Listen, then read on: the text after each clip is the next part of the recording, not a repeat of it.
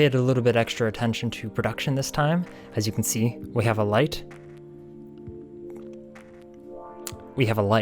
Hey, how are you? My name is Ryan Scott. I'm the creator of a game called ALFAL'S Grove. I'm also working on a game that I have not named yet that is going to feature melee combat in one way or another. Anyways, last time I talked about creating a single player melee combat system. Let's see how far I got.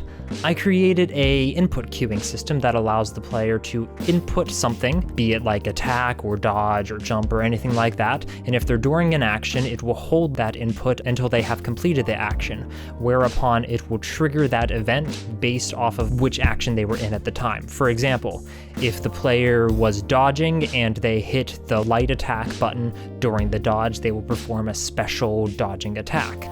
And that's about all I did. Every time I sat down to try to work on the system, I found myself wanting to do environment art or level design, or really anything but code that system. I know, a way to be persistent about achieving my accomplishments and pursuing my dreams.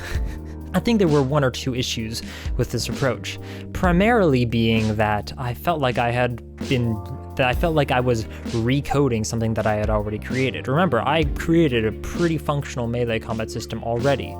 So I don't want to I felt like I was recreating something I had already done. There was no creative element to it for me.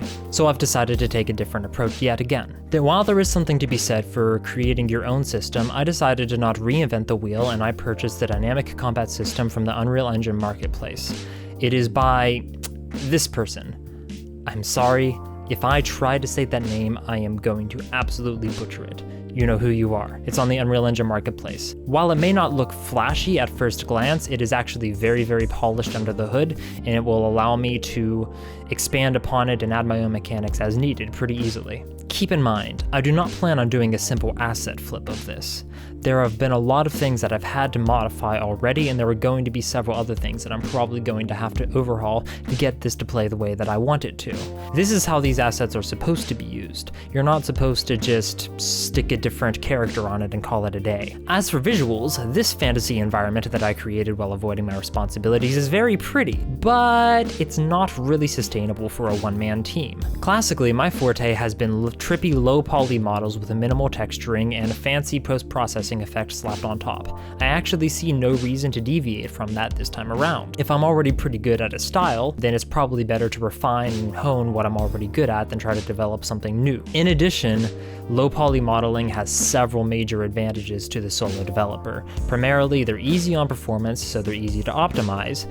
They are very easy to model, so I can create a whole lot of them very quickly, which saves me time and frees up time for me to focus on things like animation and other miscellaneous programming things. Animation especially is extremely important for a combat game. As for story, I've decided to take a slightly different approach from my usual. You see, in ALFAL'S Grove, you're just kind of slapped on a rock and then, aliens start shooting at you, and you should probably shoot back because they're shooting at you, and that's kind of why you're here.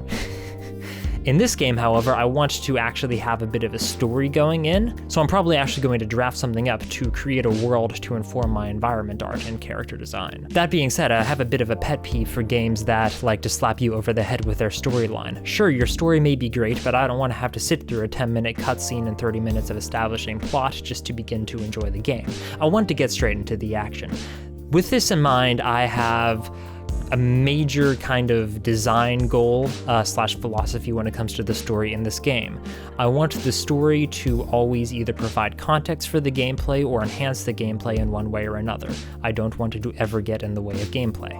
Last time I mentioned the Mixamo rig that I was having issues with. Well, I fixed it, and then I trashed it in favor of the default Unreal Engine 4 mannequin. It was mainly because the dynamic combat system uses it, and it has a bunch of animation notifies and stuff that are tied to that skeleton. I could go through the hassle of moving those all over, but I found that I was able to pretty easily create an IK rig for the Unreal Engine 4 mannequin that retargets to the base Unreal Engine 4 mannequin fairly well, so I'm just going to use that.